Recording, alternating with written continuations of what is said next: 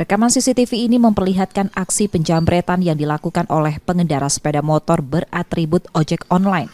Pelaku merampas ponsel seorang siswa SMA yang tengah berjalan kaki di Jalan Sambung Rasa, Kelurahan Bukit Sangkal, Kecamatan Kalidoni, Palembang. Peristiwa ini kini ramai dibahas di media sosial. Ketua RT setempat mengungkapkan penjamretan terjadi ketika jalanan dalam kondisi sepi dan diduga korban sudah lebih dulu diikuti pelaku. Ini merupakan kasus penjamretan kedua di kawasan tersebut setelah sebelumnya seorang ibu rumah tangga juga menjadi korban. Dalam kejadian ini, pelaku sempat gagal menarik kalung korban dari lehernya. Dengan menggunakan atribut ojek online, pelaku diduga adalah orang yang sama dengan kasus sebelumnya. Saya lihat melalui CCTV, dua kejadian itu kayaknya pelakunya yang sama, dan juga di waktu kejadian itu di pagi hari.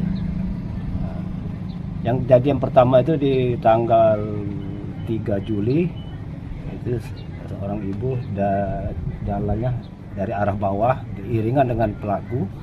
Nah, setelah dekat mau memasuki komplek rumah korban mau pulang, di pintu gerbang itu korban ditarik.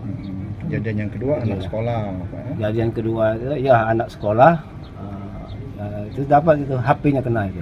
HP-nya kena. Jadi sebulan berapa kali udah nih? Jadi dalam 1 bulan ini, bulan Juli ini 2 kali kejadian jadi. Warga setempat berencana melaporkan aksi kejahatan yang meresahkan ini ke pihak kepolisian untuk segera ditindaklanjuti. Reski Oktora, Muklas Diferensial, Kompas TV, Palembang, Sumatera Selatan.